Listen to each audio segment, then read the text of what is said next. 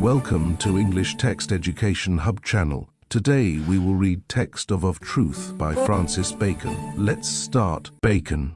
Of truth. What is truth? Said jesting Pilate, and would not stay for an answer. Certainly there be that delight in giddiness, and count it a bondage to fix a belief, affecting free will in thinking, as well as in acting. And though the sects of philosophers of that kind be gone, yet there remain certain discoursing wits, which are of the same veins, though there be not so much blood in them, as was in those of the ancients. But it is not only the difficulty and labour which men take in finding out of truth, nor again, that when it is found, it imposeth upon men's thoughts, that doth bring lies in favour, but a natural though corrupt love of the lie itself. One of the later school of the Grecians examineth the matter, and is at a stand to think what should be in it, that men should love lies, where neither they make for pleasure, as with poets, nor for advantage, as with the merchant, but for the lie's sake.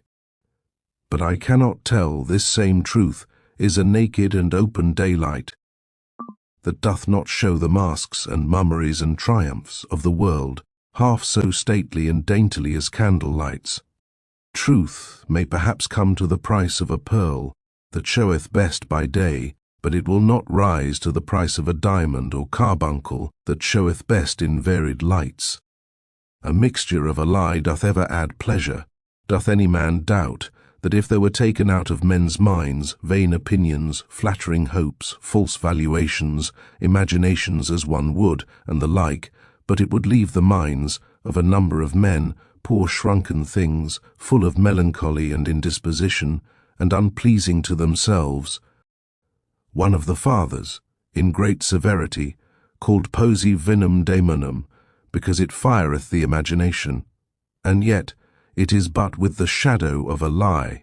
But it is not the lie that passeth through the mind, but the lie that sinketh in, and settleth in it, that doth the hurt, such as we spake of before. But howsoever these things are thus in men's depraved judgments and affections, yet truth, which only doth judge itself, teacheth that the inquiry of truth, which is the love-making, or wooing of it, the knowledge of truth, which is the presence of it, and the belief of truth, which is the enjoying of it, is the sovereign good of human nature. The first creature of God, in the works of the days, was the light of the sense, the last was the light of reason, and his Sabbath work ever since is the illumination of his spirit. First he breathed light upon the face of the matter or chaos, then he breathed light into the face of man, and still he breatheth and inspireth light into the face of his chosen. The poet, that beautified the sect, that was otherwise inferior to the rest, saith yet excellently well, "It is a pleasure to stand upon the shore, and to see ships tossed upon the sea, a pleasure to stand in the window of a castle, and to see a battle, and the adventures thereof below, but no pleasure is comparable to the standing upon the vantage ground of truth, and to see the errors and wanderings and mists and tempests in the vale below, so always that this prospect be with pity, and not with swelling or pride. Certainly it is heaven upon earth, to have a man's mind move in charity, rest in providence, and turn upon the poles of truth. To pass from theological and philosophical truth to the truth of civil business, it will be acknowledged even by those that practice it not, that clear and round dealing is the honour of man's nature, and that mixture of falsehoods is like alloy in coin of gold and silver, which may make the metal work the better, but it embaseth it. For these winding and crooked courses are the goings of the serpent, which goeth basely upon the belly, and not upon the feet. There is no vice that doth so cover a man with shame as to be found false and perfidious.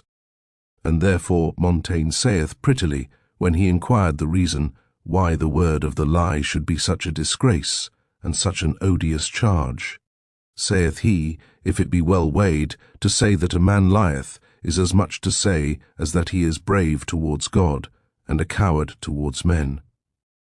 For a lie faces God and shrinks from man. Surely the wickedness of falsehood and breach of faith cannot possibly be so highly expressed as in that it shall be the last peal to call the judgments of God upon the generations of men, it being foretold, that when Christ cometh, he shall not find faith upon the earth.